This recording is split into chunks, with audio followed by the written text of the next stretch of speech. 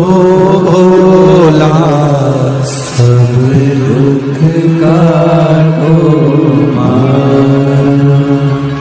महाराज 9 दिन में एक दिन अगर घर में ज्यादा बीमारी फैल रही हो, कोई ना कोई बीमार पड़ रहा हो, तो 1 लोटा पानी सुबह स्नान कर कर घर के चारों तरफ घुमाकर नीम के पेड़ के नीचे नवरात्र में डाल देना। महाराज 3 या 4 दिन लगेंगे, आराम लगना चालू हो जाएगा, घर से रोग दूर हो जाएगा।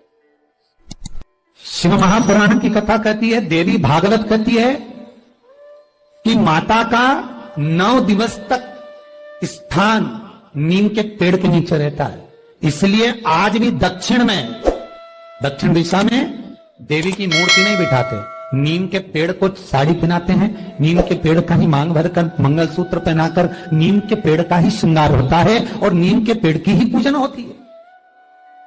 दक्षिण दिशा में माता की मूर्ति विराजमान नहीं करते नवरात्र में नीम के वृक्ष की पूजन करते, क्योंकि देवी भागवत में स्पष्ट कहा गया, नवरात्रि तक मां जगत जननी जगदम्बा 64 योगिनियों के साथ में नीम में विराजमान हो जाती। 64 योगिनी। घर के अंदर बैठकर आप 27 मनके की माला जप रहे हो, घर के अंदर बैठकर 30 मनके की माला जप रहे हो, घर के अंदर बैठकर 108 मनके की माला जप रहे हो। आप जितने भी मनके की माला घर के अंदर बैठ रहे हो और जप रहे हो, उसका पुण्य आपको प्राप्त होगा, मना नहीं है, मिलेगा। पर रुपये में से 54, रुपये में से कितना मिल रहा है? 54, 25%। वही माला आप किसी मंदिर में, देवालय में, तीर्थ में जप रहे हो, उसका पुण्य मिलेगा केवल आधा, 50%, मात्र 50। महाराज वही माला आप यदि पीपल, आंवला, समी, बेलपत्र, इन वृक्ष के नीचे अगर आप एक माला को लेकर बैठे हो और बिना आसन के, समी के वृक्ष के नीचे आप कोई मंत्र जप रहे हो, कोई बेलपत्री के पेड़ के नीचे मंत्र जप रहे हो, कोई आंवले के पेड़ के नीचे मंत्र जप रहे हो, किसी पीपल के वृक्ष के नीचे मंत्र जप रहे हो, तो वहां आसन लगाने की जरूरत नहीं होती। बिना आसन के अगर आपने एक माला का एक मन का भी अगर जपा है, शिव महापुराण कहती है, विष्णु पुराण कहती है कि 100% पुण्य आपके खाते में उस मंत्र का फल प्रदान कर देता है। उस मंत्र का शिव महापुराण की कथा, लिंग पुराण की कथा, विष्णु पुराण की कथा, पद्म पुराण की कथा कहती है कि किसी वृक्ष के नीचे, जिन वृक्षों का गुणगान हमारे शास्त्र करते हैं, जिन वृक्षों का गुणगान हमारी पुराणे करती हैं, उन वृक्ष के नीचे अगर एक मंत्र का मन का भी फेरा जाए तो उसका पुण्य हजारों गुना प्राप्त हो जाता है, आप रूप प्राप्त होता है अपने आप।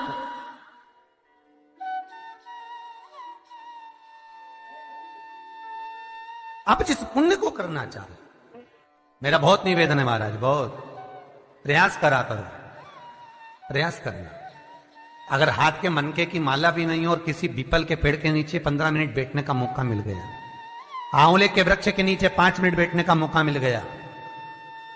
किसी आंवले के वृक्ष के नीचे आप 5 मिनट बैठे हो, ओम नमो नारायण का मंत्र का स्मरण कर लो, ओम नमो भगवते वासुदेवाय का जाप कर लो, बस उसका फल 4 गुना, हजारों गुना प्राप्त हो जाता है।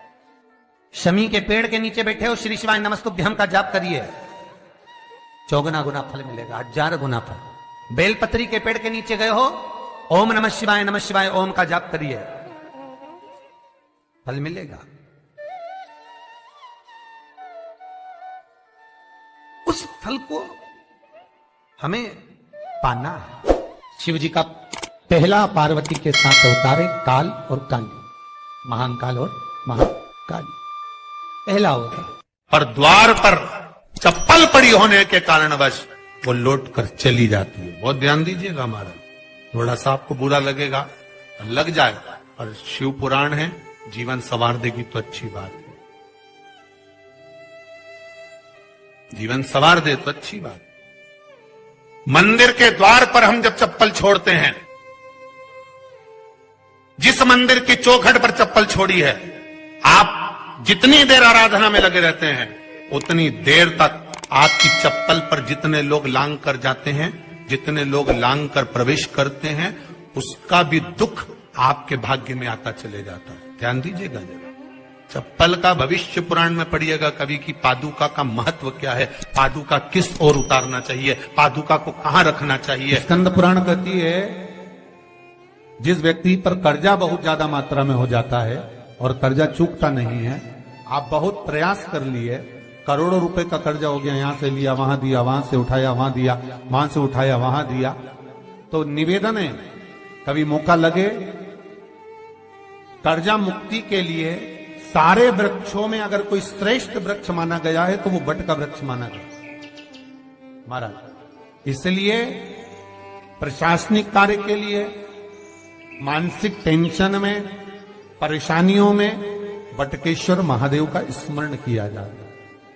और यदि निवेदन करूंगा बहुत ज्यादा, यदि आपको कर्जा हो गया है, बहुत ज्यादा कर्जा हो गया और वो कर्जा चूक ही नहीं रहा, तो थोड़े दिन बड़ के पेड़ के नीचे आप बटकेश्वर महादेव के लिए 1 लोटा पानी, उसमें थोड़ा सा पिसा हुआ चावल पीस के गला लेना चावल को और पीस लेना, पीस के उस पानी में मिला लेना और मिलाकर उसमें थोड़ी सी हल्दी पिसी हुई डालकर बटकेश्वर महादेव के नाम से बड़ के पेड़ के नीचे अपनी कामना कर कर जो कर्जा हुआ है उस कर्जे का भान देते हुए, स्मरण देते हुए छोड़ दीजिए। महाराज 2 या 3 सोमवार एक ही जगह पर करना, 3 सोमवार बाद वहीं से बड़ के पेड़ की थोड़ी सी जड़ उठा लाना और उस जड़ को